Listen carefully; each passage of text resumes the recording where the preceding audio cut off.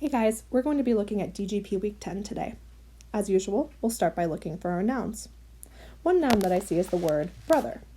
Brother is not a specific name, so we'll label it with a lowercase n for common noun. I see two words around brother that are names. The first is the name Ansley. Ansley is a possessive noun. Don't forget to make it a capital N for proper, because it's the brother belonging to Ainsley. Beck is also a proper noun. Another noun that I see is the word movie. It's a common noun. It's not the name of a movie. But speaking of names of movies, the phrase The Jungle Book is all a proper noun. We'll put it together because it's one title. I'm looking for verbs in my sentence. As I look through, I don't see any action verbs. I see the verb was. Was will either be a linking verb or a helping verb, and it can only be a helping verb if it's helping another verb.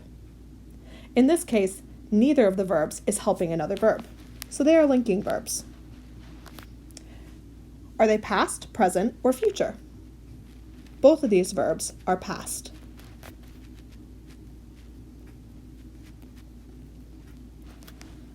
I have a few words left in my sentence. We have the word little. Little is describing the brother. It's describing a noun. It's going to be an adjective. His is going to be a possessive pronoun. In this case, it's a third person possessive pronoun. The next thing we're going to look for is the word favorite. Favorite describes the word movie. Because of that, it's going to be an adjective. It's describing a noun. Finally, we have the word when. This is going to be a subordinating conjunction. If you look back at your notes, you'll see that subordinating conjunctions are words that start adverb-dependent clauses. Therefore, it needs to be followed by both a subject and a verb in that clause. Subordinating conjunctions that you might find include words such as after, since, while, because, when, whenever, until. Some of these words can also be prepositions. In this case, the word when is functioning as a subordinating conjunction. It has a subject and a verb that follows it. We'll talk about that more on Tuesday. In Tuesday, the first thing we want to look for is our verb. If we have more than one verb and it's not a helping verb, then we're going to label that as a V. In this case, we do have two verbs. They're both primary verbs, and we're going to label them as V. Was and was. We need to find out if these verbs are transitive or intransitive. To do that, I need to find out where my subject is. For the first clause, we're looking through and we want to know what was. In this case, it looks like there are two words that could be the subject. What do we do in that case? The second word that's renaming the brother, in this case, is Beck. We call that word an appositive. Appositives rename a noun. Which brother? Brother Beck. Beck is renaming the brother. Therefore, because brother comes first, it's going to be the subject. If the words were the other order around and it said Beck, brother, which doesn't make sense in this sentence, but if it did, then the second word would be the appositive. Let's look for our other subject. What was? Movie was, in this case. So we're going to label movie as our subject. Now we can go through and find out if there's direct objects. To do that, we need to use our chart. Go ahead and look at this chart for a minute. Refresh your memory. Here is our complement chart. There are three types of complements that we're looking at today. Keep in mind, there's also an indirect object, but we're not talking about that today. For our DO, direct object, the verb type is action. It follows an action verb, and it functions as a noun or a pronoun. To have a predicate nominative, It follows a linking verb, and it functions as a noun or a pronoun. It can also be a predicate adjective, a PA. This also follows a linking verb, but it functions as an adjective. Hopefully that'll help us to make our decision as we look for complements in this sentence. Okay, now that you've looked at the chart, we're ready to do our subject-verb what test. Brother was what? Brother was little. Ah, so is little a direct object? No, it's not.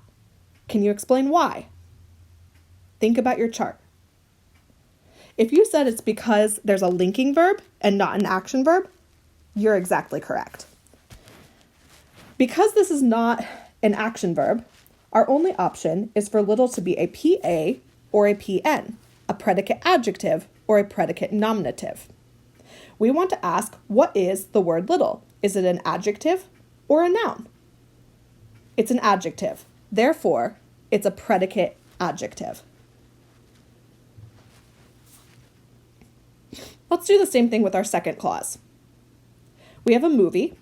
Movie was what? Movie was The Jungle Book.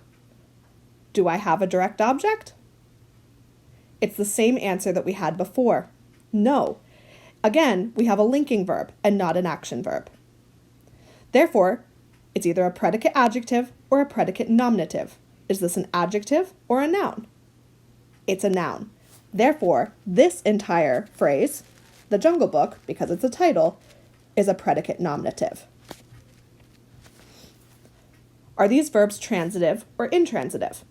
Transitive verbs have a direct object. Therefore, both of these are intransitive verbs. Now we're down to doing our underlining.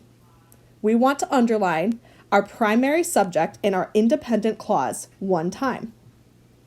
Let's find out which is going to have our independent clause. You told me on Monday that when was a subordinating conjunction. If it's an SC, it's starting a dependent clause. That means our independent clause is the second clause. Go ahead and underline that subject one time. And underline the verb that goes with it 2 times. And anything that describes that verb is also going to get underlined 2 times. The Jungle Book. Now we're looking at the first clause.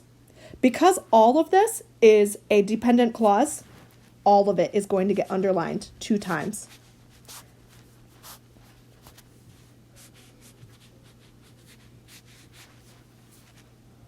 Now we're ready to look at Wednesday.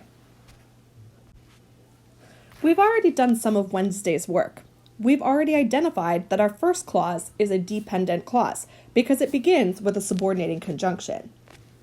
We need to see where this clause ends. When Ainsley's brother Beck was little, his favorite movie was The Jungle Book. Where do you see a spot that would make sense to stop the first clause? It needs to have a subject and a verb, and it should express an idea. If you said after little, you're correct. When Ainsley's brother Beck was little. It's not a complete idea. That's because it's a dependent clause. It needs something else to make sense. If you took out the word when, it wouldn't be a dependent clause anymore. I can walk up to somebody and say, Ainsley's brother Beck was little. That's just a statement. But by adding that subordinating conjunction, that SC, we now have a dependent clause. The second clause is going to start with, his favorite movie was The Jungle Book. It wouldn't make sense to stop this one anywhere but the very end of the sentence. This is going to be my independent clause. I can walk up to someone and have this be a complete idea without needing anything added. If I have one independent and one dependent clause, then I have a complex sentence. The sentence purpose can be declarative, interrogative, exclamatory, or imperative. It's not making a command, asking a question, or exclaiming anything. It's a declarative sentence. Now it's time to do some punctuation and capitalization. We want to start by capitalizing the first letter of our sentence. We want to capitalize any names. That includes Ainsley and Beck. There's another name in here. Do you see it? It's the entire phrase, The Jungle Book. It's all a title of a movie, including the article, the.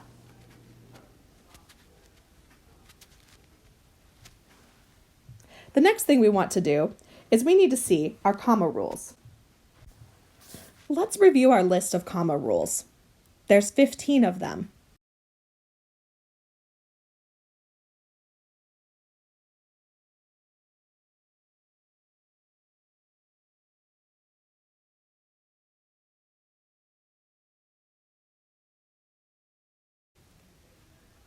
Do you see any comma rules here that deal with an adverb-dependent clause?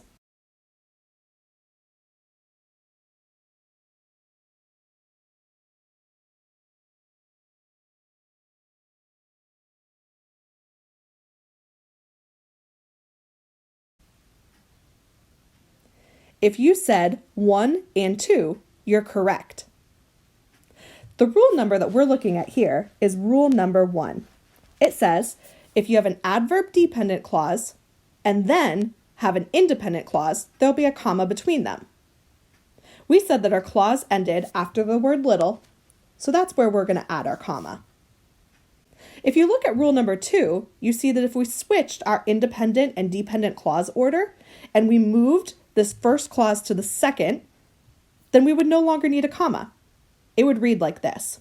His favorite movie was The Jungle Book when Ainsley's brother Beck was little. By flipping the order and having an independent clause followed by a dependent clause, you no longer need a comma. We also need to add some end punctuation to this sentence. We said it was a declarative sentence, so we want to put a period. Ainsley's needs an apostrophe between the Y and the S. There's one last thing we need to do. We need to underline The Jungle Book. Do you know why? It's because it's the name of a movie or book. If we were typing, then we would go ahead and italicize it. Because we're handwriting, we will underline it. Now we're ready to look at our Friday diagram. How many crosses am I going to need? 1 clause, 1 cross. 2 clauses, 2 crosses. 3 clauses, 3 crosses. Look at Wednesday and see how many clauses we have. 2. Let's leave plenty of space so that we can write all of the words that we need. Now we need to put our subject and our verb from our first clause on the first cross. If you look at Tuesday, brother is the first subject.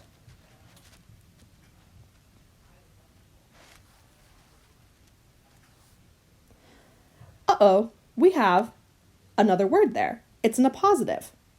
Appositives aren't describing words, they rename. Therefore, it needs to go right on the line. We're going to have to erase that line and give ourselves a little bit more room. We're going to put Beck in those parentheses. Now we need our verb. Our verb goes on the right-hand side. We said on Tuesday it was. There's no helping verbs. It's a linking verb. Do we have a complement? Is there a direct object, a predicate adjective, or a predicate nominative? We do. Which one? We said it was a predicate adjective. So we're going to do a slanted line, and we're going to write our PA in this spot. Brother Beck was little. We've got one describing word in this clause. Whose brother is it? It's Ainsley's brother. That's giving us a describing word. So because of that, it's a possessive noun. We'll put it under the word that it's showing possession over.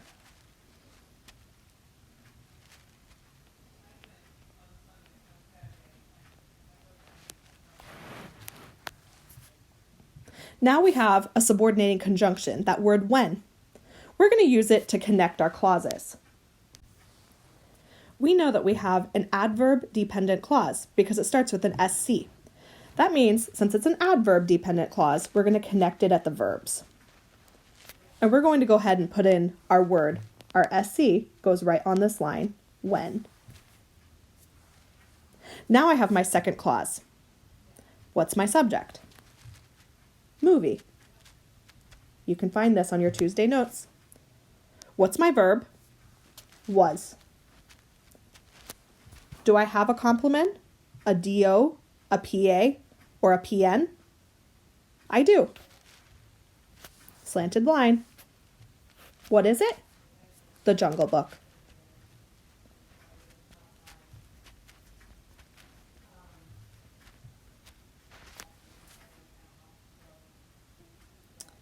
We have a couple of describing words.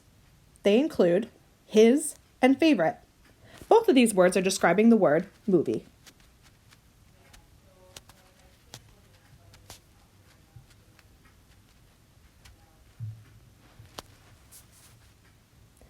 Now we're all done with today's diagram. Thank you.